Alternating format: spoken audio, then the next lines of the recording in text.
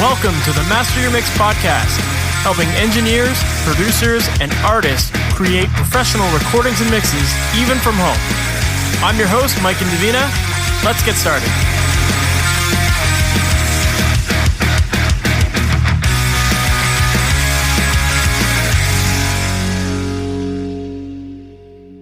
Hey, welcome to the Master Mix podcast. My name is Mike and Davina, and thanks for hanging out with me today. Today, my guest is Frederic Archambault, and if you're not familiar with Frederic is a producer, mixer, songwriter, musician, and engineer from Los Angeles, California. And he's best known for working with artists such as Avenged Sevenfold, Atreyu, Deftones, Panic at the Disco, and many more. And he also worked as a mixing engineer for NBC's Last Call with Carson Daly. So in this interview, we get into a lot of cool conversation about working in heavier music, as well as working in broadcast audio.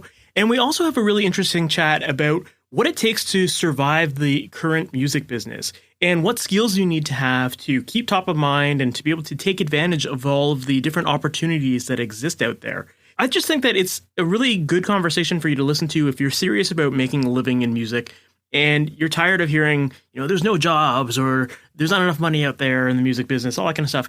I think there clearly is, but it takes a bit of diversification, and that's what we get into in our chat today. So definitely you're going to want to listen up to this. So with all of that said, let's just jump right into the interview because I know that there's so much good stuff in here, and I know you're going to learn a lot.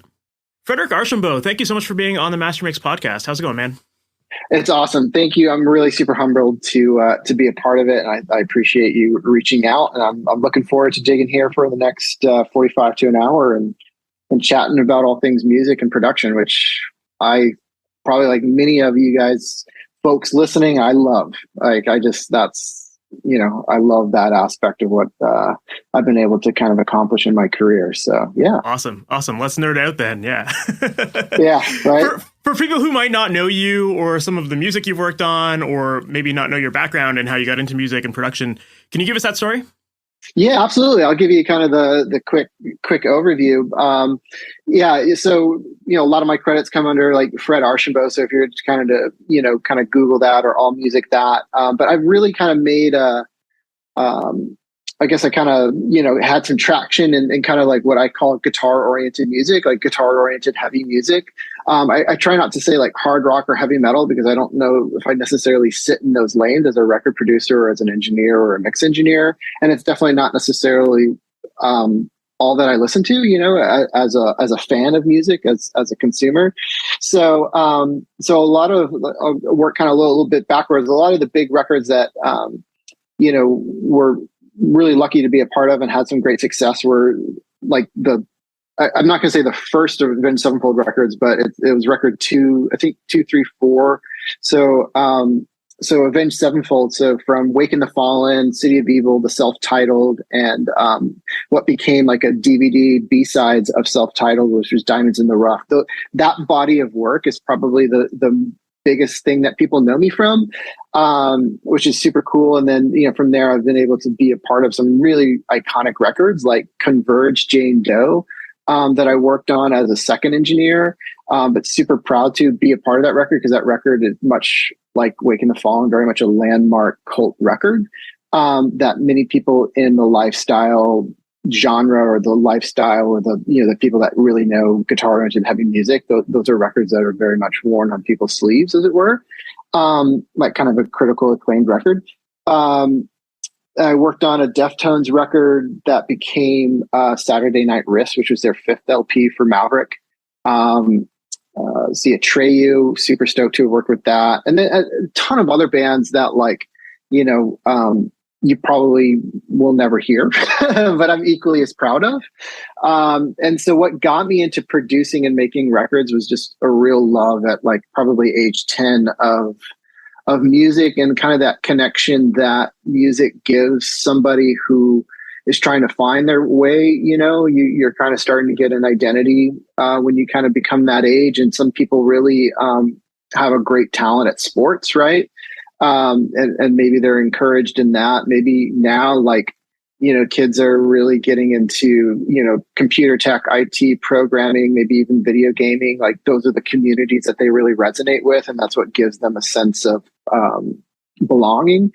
For me, it was music. And And so ever since I was 10 years old and found a dusty old guitar in my parents' attic, that was the thing that really connected with me and really sparked this lifelong journey of trying to understand everything that comes with music, right? Like the political side, the artistic side, the scientific side, the tech side, everything. It's so multi-diverse and multifaceted. So it's if you're somebody that is always curious, going into music is going to satiate that, I guess. So that's kind of like the big overview. I think I kind of checked a lot of the boxes. I think a couple of the things that I'll also share in my career is with all these other records that I've been a part of, as well as I had about a 7-8 year stint producing all the music and kind of being the director of the audio department for this TV show called Last Call with Carson Daly. And that was a TV show that was part of the late night package that was sold on NBC here in the United States, and kind of started to stream as well. But very music centric show, and so I was able to produce like so many acts for that and mix so many acts for that, and it was a very unique workflow, I think, in our industry of basically taking a live performance and trying to kind of produce it or mix it in the studio. It kind of gives a different I think dimension and representation of an artist's song. And so I probably mixed, I would say, close to about 2,000 songs for broadcasts. And I worked from everybody from, was the first person to work with Kendrick Lamar on a network television debut. I had Sheeran for a network television debut, working with artists like Mastodon, M83, Weezer. There's so many, Halsey, so many artists. I was really, really proud of what I was able to achieve with that television show. And that really opened my opportunity to a lot of different workflows. And actually now currently I'm back at NBC, it's actually NBC Universal, and I actually manage global media operations for their content management audio. So like all the audio for all the different television shows, streaming platforms, and movies, right? And all the different re-releases. And so it's a little bit of a different skill set as far as not necessarily being in the studio, but like managing workflows and understanding audio in a different way. So I'm really proud that everything has kind of boiled up into this opportunity. And it's really enabled me to kind of view things with a different lens and also offer a lot of my expertise into a different kind of realm. But we can kind of get into that. But yeah, for sure. I would definitely love to dig into that. That's the huge nuts and bolts there. So yeah. Very cool. Pretty Very lucky. Cool. Yeah, no, but that's awesome. Like, and you could tell, like you said, you're like passionate about learning this stuff, and there's always so much that you can learn in the music industry. So it kind of makes sense that like because there is so much that you can learn in so many different avenues that you can go in, it kind of makes sense that you would have been the person that would diversify yourself and not just stick to one lane and, that's it. So very cool that you were able to get into some of this other stuff. And I do want to definitely talk about the all the work that you've done in broadcast, because I think that's really interesting. But to go back a little bit first, how did you get into the studio world? Like, obviously you loved music, but like, how did you get in? No, yeah, that's always, I think, a great question. So I was at the time going to Berklee College of Music in Boston. And in fact, I actually left Berklee in about, I think, 1999 to pursue a couple of other opportunities. One was with Blue Man Group, and one was this a pretty big touring band at the time. But and I'm actually now going back and finishing my degree. But one of the classes that I took at Berklee was basically music production for musicians. And it was a really broad-based overview about modern recording techniques from the lens of practicing musicians. So you don't really necessarily get into the weeds about compression and EQ, but here's what compression and EQ are, right? Like, yeah, here's week 6, here's compression, right? Like you can spend a lifetime understanding compression. So it was kind of one of those classes, and one of the final projects for the class was like you went to the area studios and you booked time as if you were a client. And so I was introduced to the studio in Boston called New Alliance, and they were behind at the time Fenway Park. The building is no longer there. It's, I think, now become condominiums. But I was like, this is such a great and cool environment. I just fell in love with the environment. And so after that class was done, I reached out to them wanting to do an internship. And they were really kind enough. This gentleman, Andrew Murdoch, who later became known as Mudrock. And I've worked on some Avenged records with, and, I helped him out on the first Godsmack record. So it was really kind of luck that I was able to kind of find this really cool studio that one, opened their arms and doors to me, but also was kind of, doing cool shit. Right. So, so that was kind of what got me into it. And that's where I learned and met so many people that impacted my career still to this day. From interning at that studio, obviously I met and learned from Andrew Mudrock, but there was another gentleman by the name of Ross Humphrey that was like kind of more of a live guy, but he would come in and work on records, and he had close ties with Blue Man Group and the Goo Goo Dolls, which are two, projects that I worked on. So you kind of just, in those early years, those are the networking things that I will always like preach that, like, you're always going to want to work on your soft assets, right? Like, we have our hard assets, right? Like, I'm looking at you here on Zoom, and I see your hard asset of this recording studio that you're sitting in, right? But the soft asset is who's in your Rolodex, like who are your network that you can kind of lean on, right? Those aren't necessarily the tangible things, but things that you need to develop throughout your whole process and throughout your whole career, especially one that is so network driven as the music industry and the entertainment industry. So, always like look at those opportunities. Like, even though that was an internship, it's still, the investment and the ROI on that, right? My return of investment and the time spent really paid off because I was able to network and create those opportunities into paying situations. And so every project's going to have that element to it. Like, it might not be necessarily like the big project that you want to work on, but it potentially could lead to other things, whether it becomes a cult classic record or like you meet other people through that process. Right. So, yeah. It kind of just really snowballed from there, really. In Boston, like many cities and many communities are very tight knit. And so you kind of start to learn the people and they get to learn you and what you can offer. And you kind of grow from there.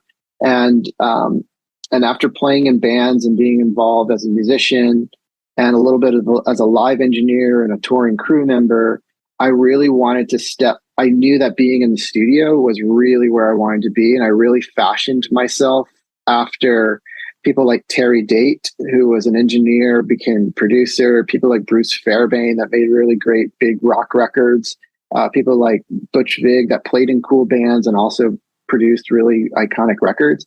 And so I knew for me to kind of graduate and to get exposed to different techniques, I had to go to New York or Los Angeles. And in 1999, 2000, those were kind of, I felt, for lack of a better, it was probably London, New York, or Los Angeles. Nashville hadn't bubbled into really what it is today. So I felt like those were kind of my options. And I decided to come out to Los Angeles and kind of get exposed to a different set of standards, basically, is what I would equate it to. Like, coming from, kind of not necessarily project studios, but maybe smaller genre specific recording studios in the Boston area. And probably every city kind of has that.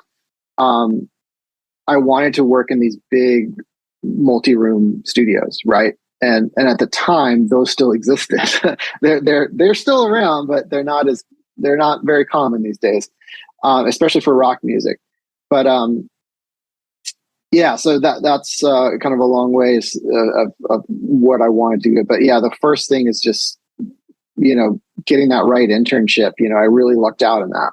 I made myself available too. I mean, I think I showed up on the second day and they were like, oh, usually people don't show back up on the second day. So. It's crazy how like kind of low the barrier or like low the bar is to some degree. And it's just like, as long as you just show up and you're there and you're helpful, like you can get your foot in the door. It's just really that easy. You just have to be determined enough to like actually show up the second day and the third day and fourth day and so on. Right. I think that is, to be honest, like that, I think is the key to success in a lot of things is like, I mean, it's funny, just show up. Just showing up is the key to success. But what I mean by that too is being consistent, right? When I see like people that are high achievers and that are like, the top 1% of the 1% of what they do, It's not that they could be tremendously gifted. I will say that they probably are, and talented, right? I mean, Los Angeles and probably where you live and anywhere, it's like, I mean, you can throw a rock, you can hit a talented person. Talented isn't the issue. It's the consistency of the work. It's the consistency of showing up and putting your head down, because some days are just, they're not easy. Like, inspiration doesn't come. And that's where, like, just showing up and doing something is actually, you know, it really is. That's because I think there's that initial spark of what you love. And then, like, as you get into it, like, it becomes a grind, and it's in that grind, right, that you learn to love the process, and you have to learn to be consistent. And then you'll come out the other side looking like you might be the last person standing too, right? So you just might look like you're that much talented. You're like, no, I wasn't talented. I just showed up again, you know, and I showed up again and I showed up again, you know, and I failed, but I kept coming back. Absolutely. Yeah. It's that grind that kind of weeds out the people who want it and the people who don't. And, you know, the grind isn't usually even that tough. You know, really, at the end of the day, it's like, you know, are you showing up? Are you putting in some hours at the studio? Or are you working? Like, some days are going to be harder than others, obviously. But you just have to show up and you have to be consistent. And I think, you know, if you really want this bad enough, those tough days are just going to be something you brush off at the end of the day. You know, like, you're like, cool, today was tough. Tomorrow will be better. You know, that kind of thing. Like, yeah, you just have to be optimistic about, you know, what you want, and keep your eye on the prize and keep pushing forward. Right.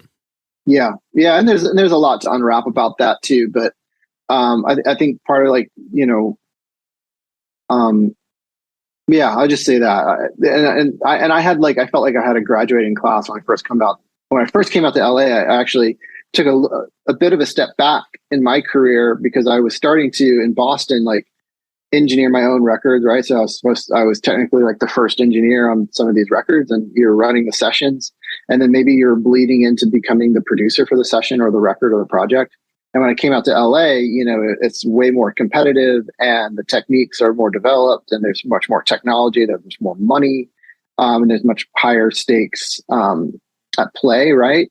That I had to take a step back. And so when I took a step back, I worked at this multi-room facility called NRG Studios in North Hollywood. It still exists. Fantastic room. And it's very much like one of the studios at the heart of, like, for lack of a better word, is all the new metal stuff, right? So Linkin Park did a bunch of stuff there, Limp Bizkit, Korn. I think on my first day, Korn was in there. So I had to take a step back, and I remember all the folks that I worked with, we kind of felt like we were this kind of graduating class. And so a lot of the guys and gals that I worked with there, like, you know, would get opportunities, and then they would find out that it just wasn't for them. Right. And so they stopped showing up, right? Whether they, quiet quitted before quiet quit was a thing, but, like, you know, they just kind of, like, weeded themselves out. Right. And so out of my graduating class, there's maybe, like, a few folks that are kind of still left doing something either audio related or music industry related. I think there's maybe, like, 2 or 3 of us left out of, let's say, 10, right? Yeah. So that kind of just shows the attrition that happens in the industry. Yeah. Well, I like what you said earlier about the idea of, like, hard assets and soft assets, and how you know, you're conscious of building both of those and how they're both important for your career. You know, soft assets being obviously your skills and your networking and stuff. And you said something that kind of caught my attention, which was that you're actually you're actually trying to finish your degree right now. So you actually went back. So after, like, all of the successes that you've had and all these awesome records that you're working on, why is it that you're going back to school now to finish that? Like, do you feel like there was something you were missing, or is it just like a personal goal or something like that? Probably a little bit of both. There's a funny story related to that. And that is, I think in 2015, and I don't know if you or some of your audience would know this, but it was a pretty popular thing, like Pensado's place, which was one of the first kind of web-based, right? So he started having these award shows. And so in 2015, I was, you know, luckily nominated, and I won 2 of these awards. And I remember being at this ceremony on the Sony lot. It was a really nice event. And I believe the gentleman's name is Carl Beatty. He was the head of the music production and engineering tract or wing of Berklee College of Music. And I believe he was either a professor he might have been the head of the department at the time as well. But anyway, so he was there. And so I went up to him and said, Carl, I just wanted you to know I was a Berklee alumni. I didn't necessarily graduate. And it's always been one of my, I don't know, regrets, I guess, for lack of a better word, that I never finished my college degree. But I feel like I'm doing pretty well. And I thought he would just have this moment with me, like, hey, congratulations on both your awards. Like, yeah, it seems like you did well, blah, blah. But instead, he hard sold me on finishing my degree. And I was kind of like, that kind of, it didn't really feel great to be kind of like sold, But I was like, oh, hats off. He's doing his job, right? But so I don't know. It was just something that, and as I kind of look at other opportunities in my life and my career, like I've always potentially wanted to go into teaching. And, and that's just a box you kind of have to check sometimes at the end of the day. Like, do you have your bachelor's, right? Not every place has that, but I think it was just something that it was also a box I wanted to check personally. And then I'm always curious as a person. I love learning. It's been really cool to go back and after 20 years and hopefully a little bit more maturity to look at the coursework and get what you can get out of it, which is really cool. It's been really refreshing. So yeah, it's a little bit of a personal goal. I have the opportunity and the means to do it. I'm very lucky in that regard. And then I also want to see what maybe that can lead. Like I might want to get a master's, or I might want to pursue something else. I might want to apply myself to some teaching opportunities as well. So I just thought that was kind of like, hey, let's do that. Let's check that box and make sure that everything that you want to do in your career, you want to make sure that you're leaving as many forks in the road as possible, so that you can, pivot or switch. And if there's anything that we learned from the pandemic is how important that is, right? To amass and to be able to wear all these different hats. And the industry has definitely evolved us into that, right? Like I think in the late 90s, definitely in the 80s and a little bit of the early 2000s, like when I wanted to come into in this business, like I think my goal and probably a lot of other folks' goals was like, I want to be Andy Wallace. I want to be the Lord Alges, like Chris or Tommy, and whoever were the real, super mixers of the day, right? Well, that started to go away. And definitely I feel like it has gone away now, because now, like when you're asked to work on a project, you're asked to be a writer, an engineer, and to mix like, Tommy and Chris, right? If that's the lane that the project is sitting in. So now you're ultimately having to wear all these different hats for a lot less money. And so I think diversifying your skill set is something that you got to start doing from day one. And I think the new generation that's kind of getting into that will benefit from not knowing the siloed workflows that we had in the late 90s, right? So they're probably in a better situation to take advantage of the modern landscape of what music production's become. That makes a lot of sense. Yeah, I always tell people that, this isn't the music industry anymore. It's the entertainment industry in a lot of ways. And you have to know everything, all the different areas of the entertainment industry to survive as an artist. And as an engineer yourself, you have to diversify your skills as well, so that you can take advantage of all the opportunities that are there or that could potentially show up at some point. So, obviously, yeah, if you can have a successful career doing one thing, then sure, but that isn't always the case. And for a lot of us, we have to kind of diversify our skills and our jobs that we do. And, that's often kind of the way to make a living in the music industry these days. Yeah, and I think you brought up a great thing. It's not just the music industry; it's the entertainment industry. I think you need to even expand and ripple that out even further, because we're really competing for so much attention and bandwidth right now in the marketplace, right? As let's just say as content creators, right? Like either you're a content creator or you're facilitating content creation, right? And so I view that demographic that, let's just say for argument, it's 15 to 35, right? And I'm not only competing for other artists in that genre that I'm producing, but I'm competing for what's streaming on, Netflix, Hulu, or all those streaming over the top platforms. But I'm also now competing for social media. I'm competing for app space, right? So I'm really like at the end of the day is like you're not only competing in the music space, in the entertainment space, but like how people fill their time and what becomes the soundtrack for their life. And their soundtrack for their life now might not be records anymore. It could be TikTok. It could be a snippet of a TikTok thing. It's like, so like you have to understand now that we're really competing for a lot of different bandwidth to tell stories or content and pipeline. And so you're really kind of battling that. So you're going to have to diversify in how you tell stories. And also why I bring that up is like, you're going to have to start looking at emerging technologies and see how those apply, right? And so case in point is immersive audio with Atmos really kind of coming in to focus, let's say, in the last 10 years, and maybe so in the last 3 years, really kind of bleeding into the music space. And I'm one of, I don't believe music necessarily belongs in immersive if it's a catalog track. But think of this, like diversifying yourself as a producer, because there's nothing wrong if you're going to sit down with an artist and you're going to produce a record where that artist maybe lives in the vinyl landscape, right? Like that's their niche, that's their lane, that's their market, that's their audience, their core demographic. Like that's a different mindset than like, let's produce this record to be enjoyed in Atmos. You know, it's really a different process. And so as a producer, you might, in that breadth of a year, might have to tackle those projects. And I think it's going to take a different type of skill set to, like, if I knew that I was driving a project that's really going to land in vinyl and not going to necessarily, like, streaming will be an add-on. Whereas usually it's like, we're going to make a record that's going to be digital, like CD or streaming, and vinyl's the add-on.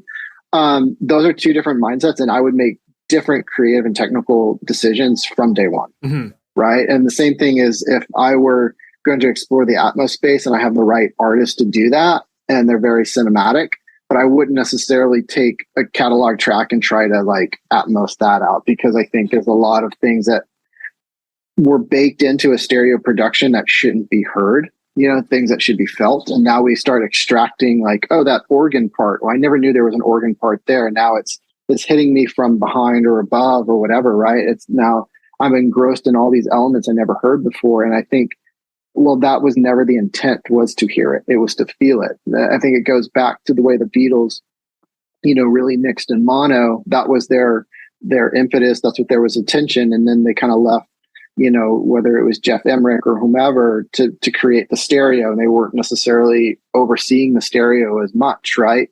Because that was their intent, was to produce this song in mono.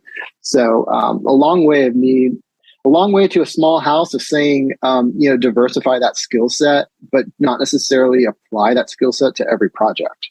Absolutely. Yeah, it's funny. I was actually reading an article this morning. I didn't watch the full interview, but apparently Bob Clearmountain was already talking about how, you know, he anticipates that Atmos isn't going to be a thing that's going to catch on, and in the next 5 years, we're not going to be worried about it. But right now, he's all in on Atmos and has like an amazing Atmos setup in his studio. And it's like, kind of just goes to show you that, like, you know, even if you don't necessarily think that like it's something long term that you're going to stick with, like that's a perfect example of a big name engineer who's like diversifying his skills and learning Atmos. You know, even if just like for the next 5 years he thinks he can keep busy with it, he's doing it. You know, and it's going to give him some work. So it's like, kind of goes to show you that you do have to kind of just keep up with the times, with what the trends are, and adapt to things. And you know, if those things go by the wayside at some point, who cares? You learned it, you executed it, you got a job out of it, that kind of stuff, and you know. Yeah, and I think Atmos and immersive will continue to survive, but it will be more for post production, right? I think it'll be for cinema, and I'll just kind of jump forward too. Like now in my new role at NBC Universal, you know, I will say that not all directors and content creators want immersive audio, right? Like I have some films that I'm helping support and overseeing the, you know, kind of deliverables where I have directors that would be like, you know what, if I could mix this in mono, I'll have mono, but I really don't want even 5.1, and don't even talk to me about immersive, right? So I think immersive will continue. I don't necessarily think it, and for music, it will necessarily like take off as far as the in-home user and the earbud user, you know, but it'll find its place. And I think there will be some cool projects that will will show themselves to be immersive. And there might be some even artists and bands that will embrace that. But as far as, as it being, it's going to end up being a little marketing tagline, like DTS, Dolby Vision's like Atmos, but who really has a proper Atmos? Who has a proper stereo setup? Let me ask you that, right? So.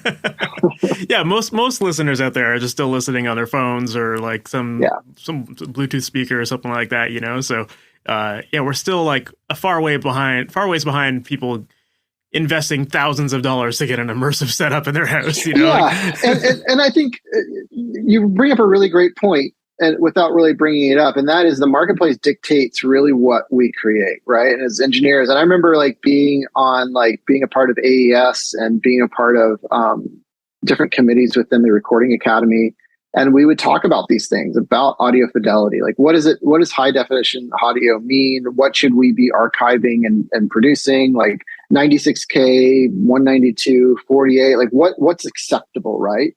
And I think one of the conversations that came up, and it was an AES keynote speech with Alan Parsons that gave it. And, he had said that, he really wanted to see and was very much, he was talking to a crowd of audio engineers. So, of course, everyone was like, we want to hear great fidelity in streaming.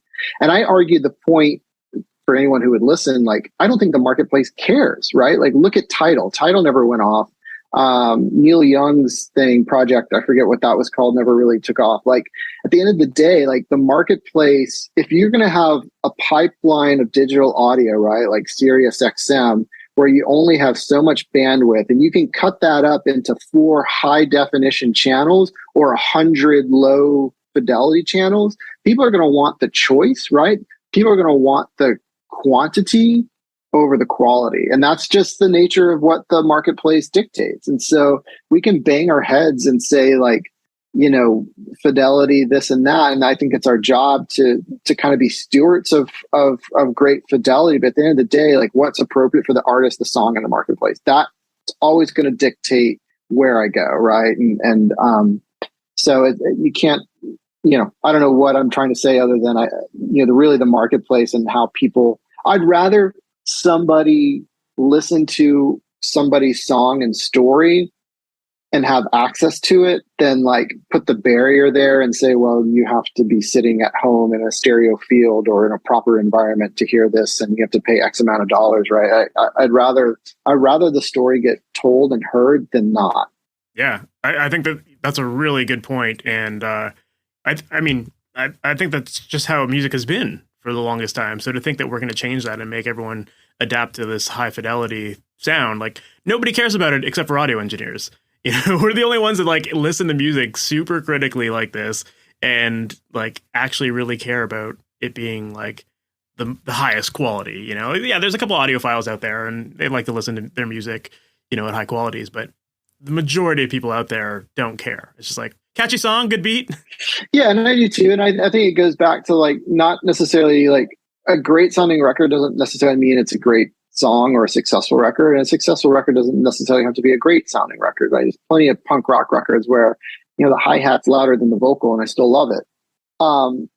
Fidelity equals good isn't necessarily the thing, but it also is fun. I will collect vinyl and I will collect a record across all spectrums of vinyl and CD and decide really what I think that record sounds best and resonates best with me, for me and on my systems. And so it is fun to go down and do, but at the end of the day,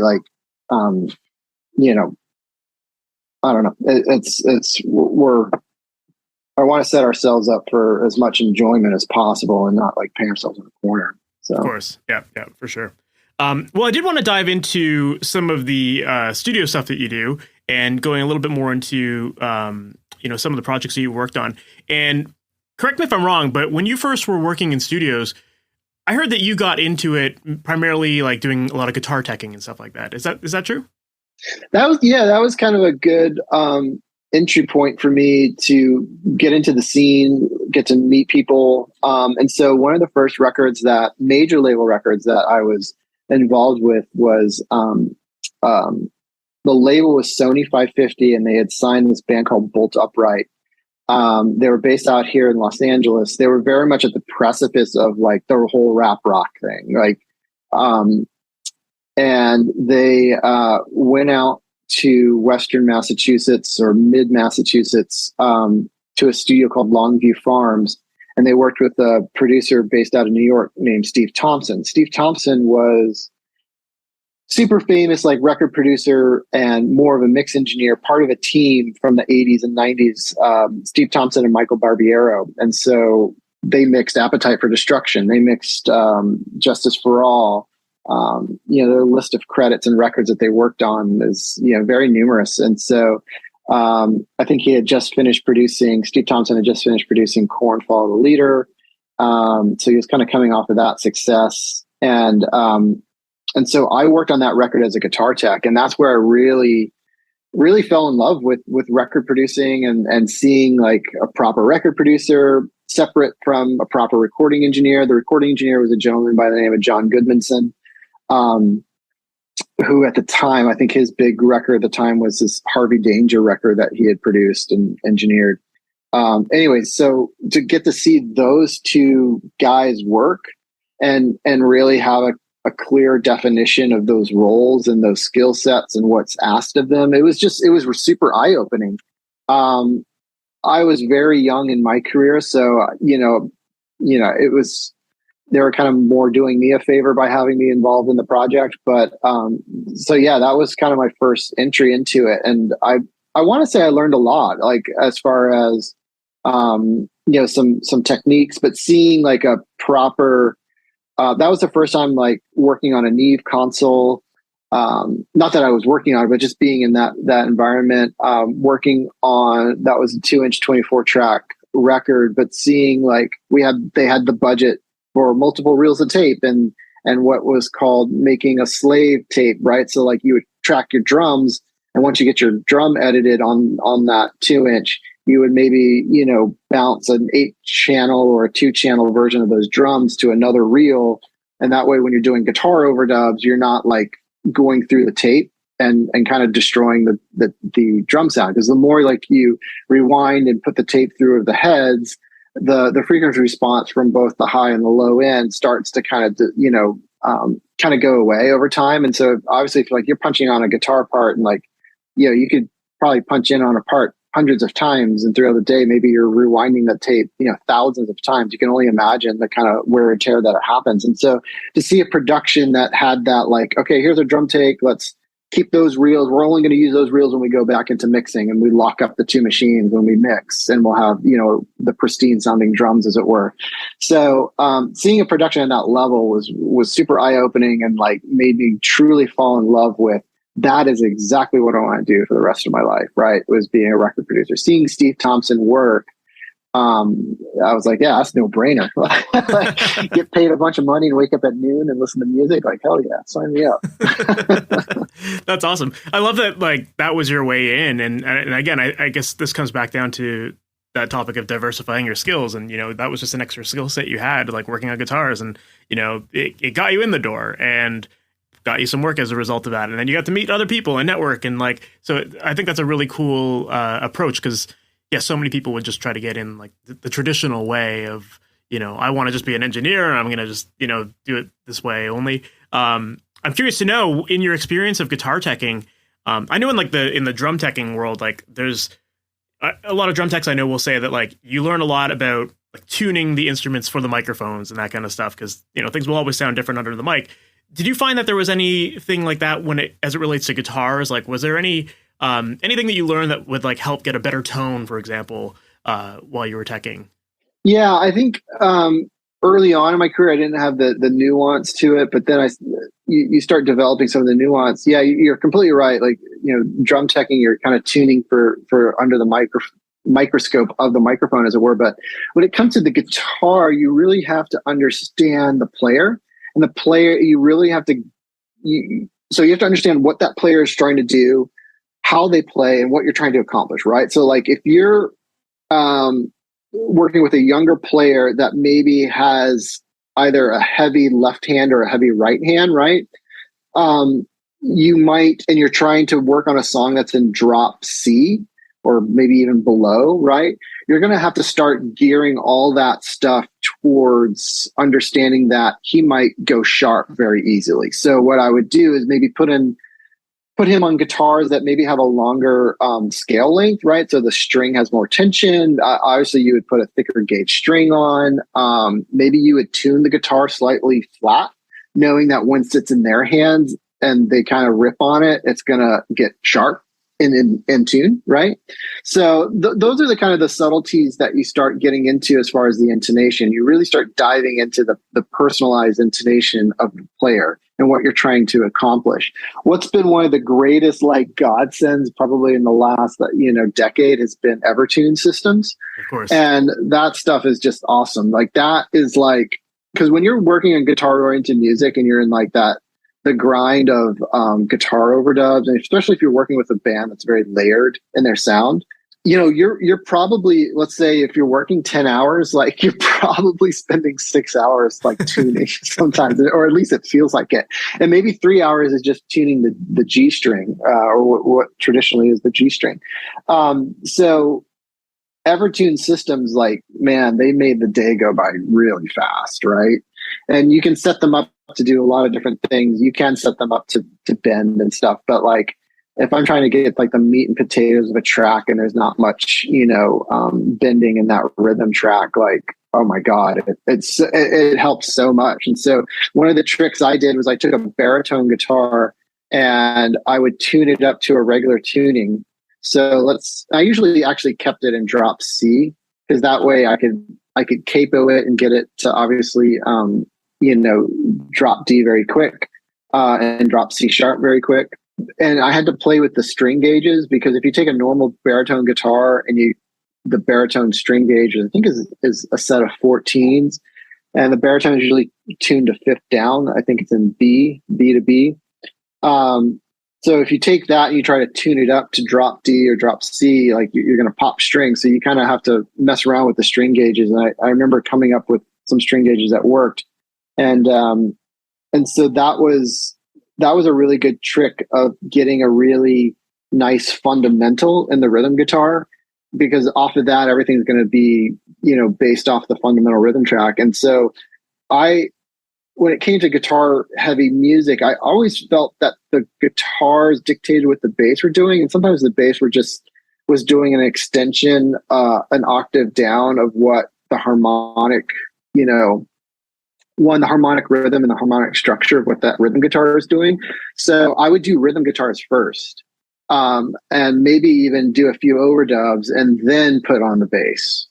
And then, understand one, especially when you're dealing with like heavy saturation and low tuning, now I have to create space for the bass, and that might sit above or it might even sit below where we're going. So it really helped me with finding out the sonic footprint of where the bass should be. And also, like, now I could really hear the fundamental tuning differences, right? Because if the bass player was playing a little sharp, you would really hear it rub against those rhythm guitars. And another trick when you start getting into saturated sounds and low tunings, when you're really starting to have a hard time hearing note definition, is during pre-production, you could sit there and actually MIDI note with piano notes, just the fundamental, right? So let's say, for argument, like you're just in the key of C, like you're in drop C. So you're going to be in C minor a lot. I would just MIDI program, like if, C, G, wherever the harmonic structure was. So I had a pure sine wave to always tune reference, right? So if we would really, as we start stacking, you would really have a pure sine wave to kind of hear the beats against what's going on with the bass and the guitars and all the other stuff, because it gets so messy so quick, and sometimes your ears are blown out. And if you're, again, wearing a lot of different hats and you're engineering, you're producing and all that stuff, like, sometimes some of the tuning stuff might not be in focus right away. And by setting yourself up for future, success, by taking that time to program the harmonic structure with a pure sine wave, whether it's piano or sine wave. I think it's a Bob Rock trick, by the way. Yeah, I've never heard anyone say that before, but it's such a cool idea. I think Bob did it. I had worked with a band. Unfortunately, the name is basically they were canceled. There's a band called Lost Prophets, and the singer unfortunately did some horrible things. That band's no longer, but yeah, Bob had done that with them, and then that band told me about it. I thought, oh, that makes sense. That's cool. Like, why didn't I think of that? That's a very simple thing to do, right? So as a producer, you're setting yourself up for some future success, but you're also really learning. It forces you to learn the harmonic structure of the band, right? So that's amazing. Yeah, that's a very cool technique, and I also love that you mentioned the Evertune guitars, and it seems like everyone I've had on the podcast that's used the Evertune guitar just swears by it, like that's used the bridges, it just swears by it and says the exact same thing, that it's like, it gives them half of their day back just because you're not worrying about tuning, right? So definitely a cool technology out there that is making life easy, and time is money, right? So if you can save that time not having to sit around tuning, I'm sure it keeps you fresh too, and your ears don't get burnt out from hearing just like bands tuning up all day too. Yeah, no, and I'll preface it that there is like a great, it's great to be in tune, right? And what happens is, and this definitely happened in the 60s as artists, especially the Beatles, like when you started having the songwriters become the performers, it wasn't necessarily that you were getting the best performers, right? And so that really is where that kind of grew from, right? Because before then you would have like your songwriters, and then you might have your wrecking crew of musicians that were just super ace musicians, right? And knew how to play in the studio. But when you start melding the creator and the songwriter with the performer, you might not have a developed performer, right? You might have someone that's way more developed as an artist, but isn't developed as a musician, right? Maybe case in point, the Talking Heads in a lot of ways. But I will say this: just because it's in tune doesn't make it great or better. And so my case in point is this. And I remember watching some stuff with Audioslave, and then later with Chris Cornell. And so when Audioslave was around, I think they sometimes did some Rage Against the Machine songs with Chris singing. And then afterwards, Chris went on to do a solo career, and he did some full band stuff. And he had like super gnarly A-list like session guys in his band. Right. And I remember like listening to it. It's like, yeah, it sounds good. It sounds really good. Like two guitar players playing like Rage Against the Machine riffs or Audioslave riffs. Like it sounds full. It sounds in tune. But then I would go back and listen to like Tom Morello doing it, and it's out of tune, and it's way more dangerous, and it's way more rock and roll. And it's like, that's the vibe that you want, right? Sure. So I will say that like sometimes being in, it really, you got to be conscious of the record you're making, right? Like I think if you're making something that's more white stripes driven, then yeah, maybe being a little bit out of tune might give that a little bit of excitement. And I think even sometimes some of that Rage Against the Machine stuff is a little bit sharp, and it gives like, I don't know, it gives some excitement to it too, Absolutely. So. Yeah, for sure. I did want to talk about, because obviously you do work on a lot of guitar driven music, and like that's kind of the genre that you're known for, and it sounds like having had that background in guitar teching and stuff like that, it kind of makes sense. As far as getting great sounding guitar tones and sounds, do you have any like go-to miking setups that you like to use or anything like that? Yeah, I will say that great tone comes from great sources, and I think great sources don't necessarily mean amazing guitar amps and guitars. It really means the player's hands. And I think they'll go back to drums and everything, and knowing how to move air and really how to hit the strings, both with your right and left hand. As I got into really making heavy guitar oriented music, like the thing that was the biggest, I think, secret about being a great guitar player is your picking hand, your right hand. That really, to me, I don't think it's as emphasized as it should be in one's learning of guitar. But the mastery in those that are like amazing, like the James Hetfields and, the Avenged folks, like those guys, they really have a developed right hand that's very good. So that's where the great sound comes from, is from the hands. But to answer your question for miking techniques, I've always my ear has always, for the most part, been driven towards a 30-watt Celestion speaker, like a greenback or a vintage 30, as I think they're called now. And it took me a second to understand the combination of the 57 and the Royer 121, but that combination would be the go-to. And I think also you have to understand really quick the history of the Royer 121 and why it became kind of the de facto standard, coupled with the 57. I mean, you can get away with the 121 as well. Was the Royer 121 came into production and into invention really at the perfect storm of digital audio. So we were starting to shy away from making records on tape and all the beautiful compression and the EQ curve that tape brought to audio production. And we were starting to make records into Pro Tools, and that was very much an unforgiving digital photograph of what's going on. And that was because technology was growing, budgets were shrinking. You start getting the perfect storm, right? And what was great about the 121 was that it was the first and maybe only ribbon microphone that can take high SPL, right? Sound pressure levels. And so putting a ribbon microphone that maybe had a softer high end, kind of was offering the benefits of tape without having tape, and being able to have that microphone or the ribbon could really sit back in the magnets without busting and fraying.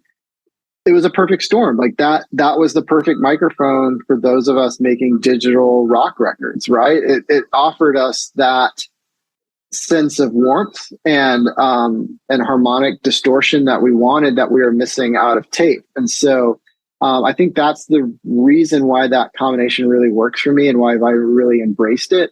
I was really lucky to be able to sit with the folks over at Royer, and they kind of explained that and kind of gave me the perspective. And I was like, oh yeah, that makes sense. Like, what a perfect storm. We were going digital, and now you have a ribbon microphone that was a little bit warmer, but also like you could put in front of a kick drum, you could put in front of a screaming 412 without it busting. Like you couldn't do that with, ribbon mics before that. So yeah, that's my go-to. That was a lot what I used on Avenged, and mostly what I did, but yeah, I and then you kind of have to play with the speaker placement, and that is a little bit of an art too. And what I would kind of do to place them, because once you start putting multiple microphones and multiple amps, like you just start opening yourself up to phase issues. But I would get a cabinet going and screaming. Like maybe you get a cabinet, turn the amp, put the high voltage to the amp, right? Take it off standby, and maybe put a pedal on, so you're getting that like white noise, like just kind of building out of the amplifier. Take some headphones, take the microphones, cue the microphones through the headphone, and start playing with it, and you'll start hearing your EQ curve of center cone being very bright and how you kind of move away and how it kind of softens out. And then you can do the same with your other microphone, your 121, and maybe put it on another cone and get it similar, and then flip the phase on both of them. And the more that those two microphones go away in the headphones as you flip the phase really means how tight of it that it is. And so you can flip the phase and then start tweaking on them, and where they start to null out the most is really probably going to be the most in phase of those microphones will be. And so you'll do away with any kind of phase issues later down the line. That's awesome. Yeah, I love that technique, and it makes total sense to do it that way. You did mention kind of in passing there, like the idea of using multiple amps or multiple cabinets. Is that something you frequently do with a lot of your guitar production? It was something that I did often. I will say for all intensive purposes, the last few records that have been very guitar centric, like my Non-Point record, I'm trying to think of some other records, but Non-Point comes to mind because I just saw those guys in New York. I will say I haven't turned on a guitar amp in many years. The Kemper has really taken that place. But to go back to your question, yeah, like I would use different amplifiers because I felt like different amplifiers didn't necessarily get the whole picture of what I wanted, right? Like you might have something that's very saturated like the traditional Mesa Boogie dual and triple rec sound, I tended to lean more towards the Bogner Uberschall sound, which is very, in a way, kind of similar, right? That very preamp saturated distortion. And then to add a little bit of mid-range and note identity, you might want to go with something like a classic 800 or something that's not as driven. And when you blend those two, it's really beautiful. And so, so now you have 2 amplifiers, 2 cabinets, and then 2 microphones each, right? So now I have, for one sound, 4 inputs, and you can either print all 4 inputs into Pro Tools. If you're working on an analog console, you can bust those down, and you can blend how much you want of each amplifier, and you can really tweak the sound really well.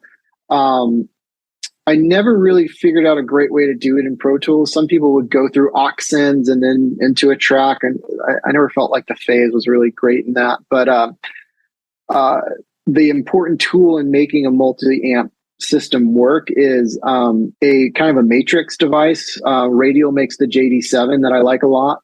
And then there's a company in Los Angeles called Little Labs. He made a thing called the PCP. It was called. It stands for Professional to Cheesy Pedal Interface, and that was a 3-way splitter. And so what that gives you is, with both products, and there's probably other products on the market that do this as well.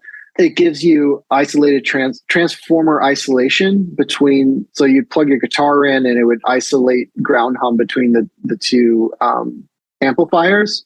You'd still have to get your electrical ground loop correct, but and then it has phase buttons, right? And then you can turn on and off each amplifier. But the most important thing was having the phase button between amplifiers. So you might have two amplifiers, and maybe they're just wired to pull and push differently. And so, you might have your Bogner out of phase with your Marshall, and you just hit that one button and it flips both amplifiers to be in phase. It's a really powerful tool. And then it can split into your tuner and like into your DI. And I always ran a DI as well, especially for like saturated rhythm guitars. Not necessarily that I wasn't confident in the sounds I was getting, but it enabled me to see a transient when I was editing. So like when you record a very saturated guitar, it's very compressed as well. And so the waveform just tends to be blocked, right? You don't see that transient. But then when you couple that with the DI, now I very much see where the player initiated the hit and how long that note goes for. It makes very quick editing and comping. So even if I wasn't utilizing the DI for future use, I was utilizing it right away to edit, to punch in, just to be more efficient in the way I worked. That makes sense. Yeah, a little hot tip for those. Yeah, for sure. I totally use DIs the exact same way, and I think it's like one of those things that a lot of people don't think that they need, because obviously they're not hearing it on the record, but it's like it's just another little cheat trick for post-production and helping your life go a lot easier and smoother.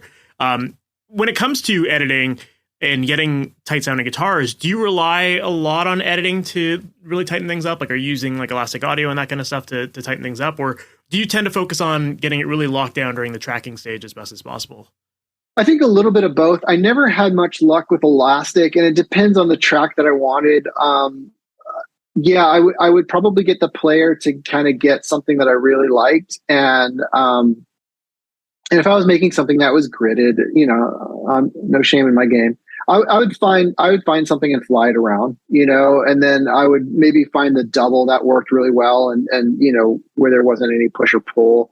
I would move some stuff around, right? And I would also do some more heavy gating as well, especially with some of the start-stop stuff. Sometimes like the amps, and even if you're using a gate, sometimes gates just like will. The unintended consequence of using a gate is like, okay, you get the noise out of there, but you also get some of the high end and some of the high mids as well, like get affected as well, right? So sometimes I would be either remove the gate or be lighter than I want to be on the gate, knowing that in post I can just like clean it up, at the end of the night, and just make it a little bit that much tighter if that's what the track was asking for, which in a lot of this the stuff that I work on kind of wants to be that way, really does want to have that kind of machine-like power behind it. So, yeah, very cool. Another thing I wanted to ask you about in regards to your productions is your vocals.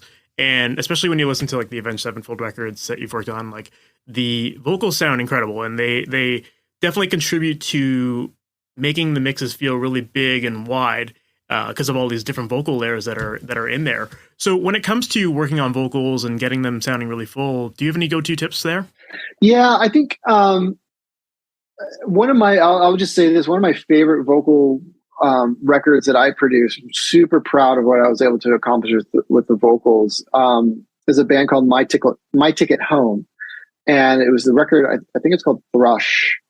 I forget the title of the record. It's the one record I did for Universal for them. Anyways, but to answer your question, I think the biggest thing to me as a tracking engineer, that's the biggest secret, is to make sure that your playback and what the artist is listening to in the headphones is just stellar, is just next level, right? I want all the compression, the effects. I want it to sound as finished as possible as I can. And then I would play with some headphone choices, right? The Sony 7506s are very bright, and sometimes that's what the artist wants to hear, a very bright, sharp sound. If you're doing very elongated vocal sessions, that might wear on the performer's ears, right? And so I would go to maybe a 770, a Bayer headphone. So really giving some empathy to the headphone mix for your vocalist is super important. Really take the time to develop proper headphone mix. Give them a little bit of control as well. Like I would do, normally I would probably give them like a stereo music track, a stereo effects track, and then maybe probably a couple of vocal tracks. One that was always hot, right? So like that vocal one is always what you're going to be singing. And if you're doubling something, or if you want to hear what other things are in there, listen to vocal 2, and you can tweak that how you like. So give them, don't be super like make them a mixer. Just give them simple rotary pots. That just give them a little bit of control and a little bit of, but try to do your internal mix that you're sending them. Take some thought into that. And there's a few different ways to do it. And then the third option I would give them is what I was listening to. And so you could quickly mute their mix and give them a mix. And that helped me with when I was doing gang vocals, or like quickly stacking something really quick where I had to move very, very fast. And I want them to hear the stack. And I don't want to keep switching like, oh, what's that? Can you bring that down? So like, hey, listen to my mix. We're going to stack this up very quick. And then trust me, at the end, it'll be, especially when I'm doing stacked harmonies or kind of the stacked ahs and oohs, especially that we did with Avenged. I did a lot with Atreyu in this band, Hell or High Water. So those would kind of be the monitoring choices I had. And then I really always loved the Manley reference Cardioid. I thought that was such a great sounding record microphone. I never used it with Matt from Avenged. But afterwards, after my tenure with them, that was a microphone I bought. And I would probably say like 95% of the time, everybody loved that microphone and sounded great on that microphone. And in mix, it was like having tracked on that microphone, it was like, you never really had to EQ it. I would just maybe, low filter some stuff out of it. But, as far as any, top end bite, it was just always there. That's one of my favorite go-tos.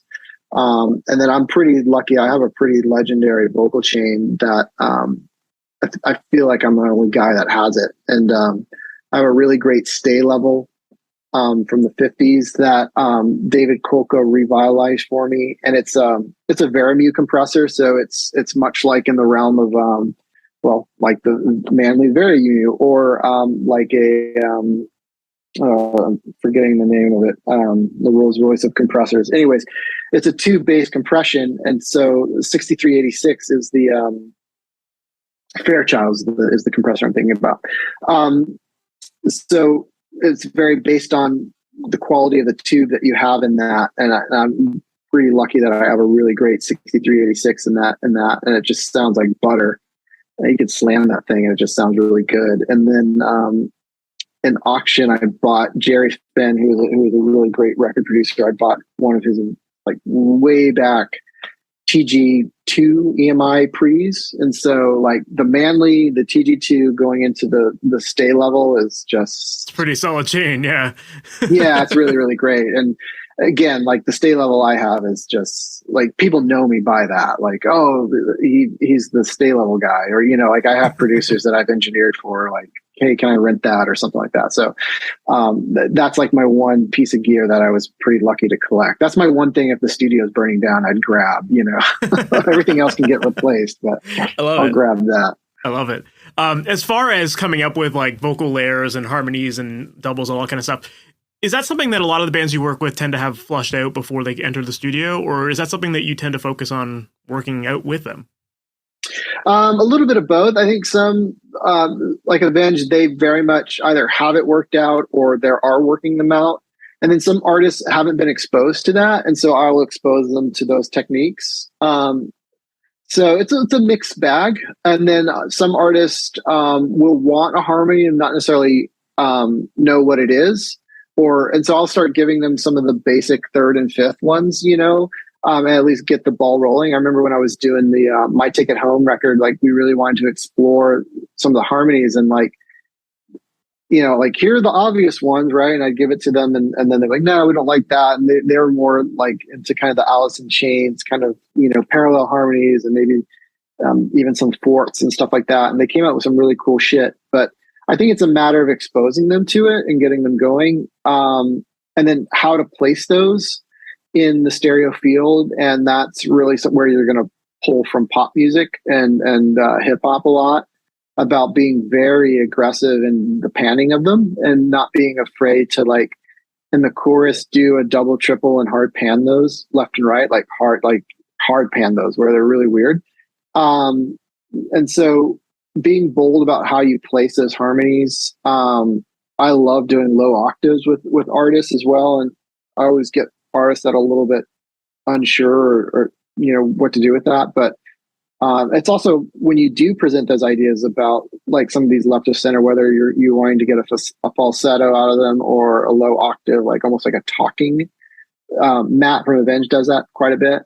Almost like a talking vocal, you know, giving them that sense of vulnerability, you know, in the room, like creating a situation where they're comfortable enough to fuck up and be vulnerable and make mistakes will enable them to get the idea done, you know. So you kind of sometimes have to cheerlead that out of them. And it's very different than cheerleading a drummer or a guitar player through a take. You know, you have to be very sensitive. I think it's a very vulnerable process. So I think just being, you know, tied into that, like creating a good vibe, you know, whether it's in the lighting, the air conditioning, whatever you can try to do, those are important things. Absolutely. Yeah. I mean, it's, I always say that like working with vocalists is one of the hardest things because it's not like a drummer where you just tell us like hit a little harder, you know, like their instrument is literally their voice, and all singers are self-conscious of themselves. And, you know, it's like, it's not just that they're dealing with like getting the notes. They're also dealing with telling their story and feeling that they might be judged by their lyrics or whatever, you know, and like they're often afraid to admit their story sometimes too, and, you know, put it out there. So it's definitely a delicate game. And yeah, making sure that they're very comfortable is super important, obviously. So yeah. So yeah, I did want to ask you about kind of the broadcast world, and obviously you've had your experience there with working on Last Call with Carson Daly. I'm curious to know, like, what was that process like? Because you had mentioned earlier that you kind of had this, it was a kind of a different approach to working on music than your traditional studio gig. So what was that process like? Yeah, so the process was, you know, for our show is very unique in the sense that the artist didn't come to like in the sense of like Saturday Night Live or Jimmy Fallon, or at the time it was Jay Leno. You know, you would have the artist come into your studio. They would play one song. You probably would have like maybe 2 or 3 times at most, or one time to do it, and then it goes to air that night. So with Last Call with Carson Daly, we actually went to the artist's show. So the artist was on tour, and we had happened to connect with them, let's say, playing at the Fonda. I'm just thinking of the Fonda because it's right down the street from me right now. But and we would go to their show. So it's their audience, it's their show, it's their pacing, it's their production, it's their crew. and I am, and my crew are gently inserting ourselves into their day and being a fly on the wall. So that was the process of capturing. And then I would multi-track that either through Pro Tools. I ran 2-track backups off a separate system at front of house. And then I tried different systems as well. Like sometimes bringing a Pro Tools system in venues, whether you're inside, outside, traveling a lot, can be really weird. I ended up finding this company out of England called Joco that really created a great, really solid system, but it didn't have a graphical interface. It just recorded broadcast waves.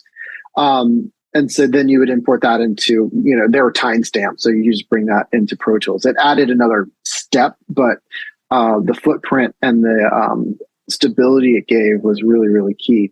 And so I would bring that into my studio. And then the first thing I would do is create a rough mix, right? And sometimes I would take the front of house, lock that up with the multi-track, and take the front of house mix and say, here's your rough mix, right? Mm-hmm. Send that out to the artist, say, what songs out of your set would you like for us to broadcast? Here are the ones that we think we would like to broadcast. Obviously the single, this, that, but then would give the artist a few choices. And then that rough mix would start going to the editors, and they would start editing picture, right? Because they would have to edit like a 7 to 9 camera shoot and put that together. So they couldn't wait for me to final mix. They would take the rough mix. I would maybe 2-pop that at the top, meaning put a brief 1K tone to lock picture to what will become the sound, as those 2 tracks work independently. And then I would go in and start, depending on the artist, depending on the genre, depending quite honestly on the clout of the booking as well, I would start really diving into it, right?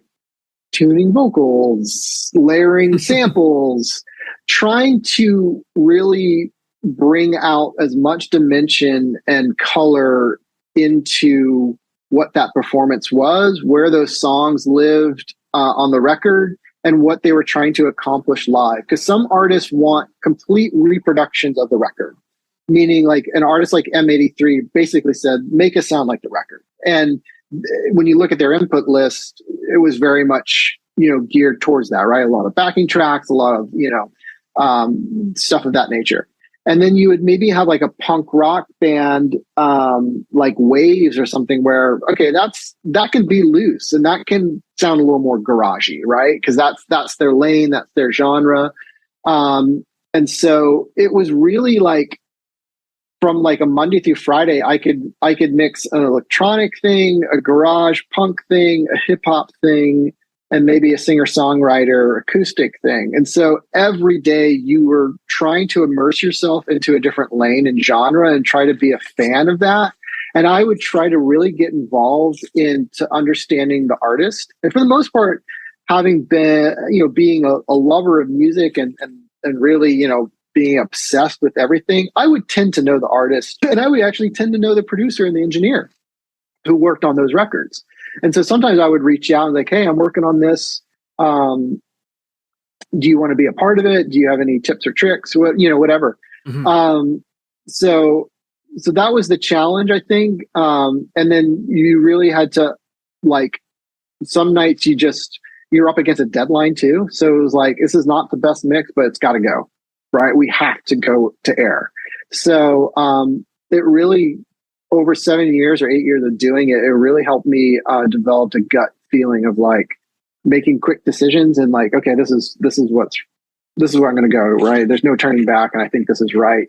And there are times where you just completely knock it out of the park and you feel great, and then there's times where, and I'll be honest, the majority of the time where you're just like, damn it, like there's so much against you, right? There's like performance, there's time.